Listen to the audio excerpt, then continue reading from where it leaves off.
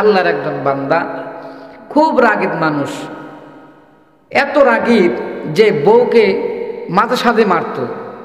তরকারিতে ঝাল বেশি হলেও মারে, কম হলেও মারে, লবণ বেশি হলেও মারে, লবণ কম হলেও মারে।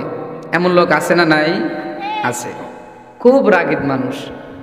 আল্লাহর এক বান্দা খুব রাগীব মানুষ, বউকে শুধু পিটায়। তো একবার ওই এলাকার মধ্যে একটা তাবলিগের জামাত আইছে। তাবলিগ জামাত আসার পরে তো লোকদেরকে বলতেছে, চলো চিল্লায় চলো, আল্লাহর রাস্তায় বাহির হও। তো আস্তে আস্তে ওনার বাড়িতে আসে।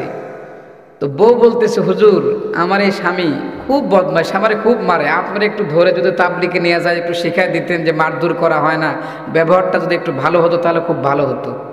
তো এক পর্যায়ে রাজি হয়েছে, খুব সুন্দরকে বোঝায় শোনায় ওই রাগের স্বামীটারে তাবলিগে নিয়ে গেছে।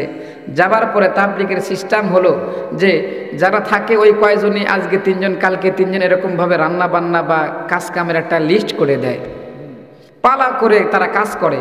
তো আল্লাহর বান্দার প্রথম দিনই কাজের ভাগ্যে পড়েছে, রান্নার কাজ, খেদমতে পড়ছে। তো রান্নার কাজ করতে গিয়া রান্না করছে, করতে করতে এখন 3 জন মিলে রান্না করছে। তো 3 জন মিলে রান্না করতে করতে মাঝে মাঝে একটু উঠে উঠে অন্য কাজে চলে যায়। তো এখন প্রথমে যা রান্না করতেছিল তাই তরকারির মধ্যে ঠিকঠাক মতো লবণ দিয়ে ঢেকে রাখছে, জাল হচ্ছে। এখন একটু পরে সে একটা কাজে চলে গেছে, একটু পরে আরেকজন আসছে। আসার পরে যখন আরেকজন আসছে, আসার পরে ও আবার চিন্তা করছে, সব মনে হয় দেওয়া হয়েছে, লবণ মনে হয় দেওয়া হয় না, ওই আবার লবণ দিছে। এ আবার একটু পরে অন্য কাজে চলে গেছে, আরেকজন যে ছিল ও আসছে। তৃতীয় জন আসার পরে বলতেছে, লবণ মনে হয় দেওয়া হয়নি, ও লবণ দিছে। 3 জনে লবণ দিছে। বলেন তো ওই তরকারি খাওয়া যাবে? কঠিন একদম। 20টা তো 20টা হয়েছে, একদম তিতা হয়ে গিয়েছে। তো আর চাকে না, ওইভাবেই তাবলিগের নিয়মে প্লেটের মধ্যে বেড়ে দিয়েছে, খানা খাচ্ছে। তো তাবলিগের নিয়ম হলো ভুল ধরা যাবে না, যা দিয়েছে আলহামদুলিল্লাহ। আসলে এটাই নিয়ম, যা দিয়েছে আলহামদুলিল্লাহ। কষ্ট করে তো রান্না করছে, না কি বলেন? ভুল ধরলে সঙ্গে সঙ্গে যে রান্না করছে ওর মনে আঘাত পাবে, ঠিক কিনা? তো আলহামদুলিল্লাহ সবাই বলে খেয়েছে, কিন্তু সবাই আলহামদুলিল্লাহ বলে খাইলেও তো অতটা খেতে পারে নাই, কারণ তরকারির কি অবস্থা, 3 বার লবণ দিয়েছে। তো আল্লাহর বান্দা যখন কথা বলবেন, বলেন। আলহামদুলিল্লাহ, আলহামদুলিল্লাহ।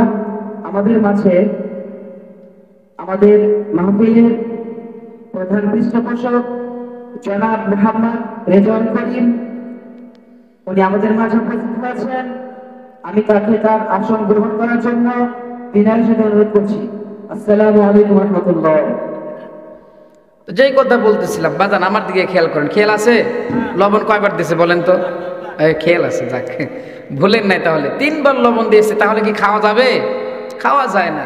এখন গোস্ত রান্না করছে, খুব ভালো, দেখতে শুনতে খুব ভালো লাগতেছে। এখন এই 3 জন মনে করতেছে যে ওরা তো খুব একটা খেলো না, অনেকগুলো আছে, আমরা মজা করে খাবো। এখন যেই মাত্র খাবার বসছে, যেই লোকমাটা মুখে দিয়েছে তো আর চাবাইতে পারে না, এত তিতা হয়েছে। আল্লাহর বান্দা চিন্তা করে, মালিক গো, বাড়িতে থাকতে বউকে কতই না পিটাইছি এই লবণের জন্য, কম হলেও পিটাইছি, বেশি হলেও পিটাইছি, আর আজকে আমি রান্না করতে যাই কি হাল করছি। তওবা বললাম, জীবন আর বউকে পিটাবো না। সুবহানাল্লাহ। মা বোনেরা খুব খুশি হয়েছে আজকে। আপনারা কি করেন? যদি একটু কম বেশি হয় মানায় নেবেন, ঠিক আছে? তাহলে সংসার ভালো চলবে ইনশাল্লাহ। বাজান রে আমার, সবাই খেয়াল করে শুনবেন। আল্লাহর বান্দা তওবা করছে, যার কোনোদিন বউকে পিটাবে না, বাড়িতে চলে আসছে।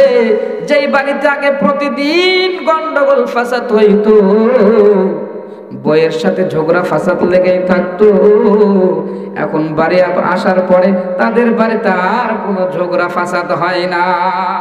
পাশে একটা হিন্দু বাড়ি ছিল, হিন্দু বাড়ির লোকেরা মনে করে, কেরে আগে না প্রতিদিন সে মারামারি করতো, ঝগড়া ফাসাদ করতো, এখন আর দেখি ঝগড়া ফাসাদ করে না। একদিন ওই বাড়িতে এসে রাখতে বলতেছে, বোন গো, তোমার স্বামী দেখি তোমার আর মারধর করে না, কোনো বকাঝকা করে না, কোনো গালিগালাজ করে না, কিসের জন্য? বলে তাবলিগে গিয়েছিল এই জন্য।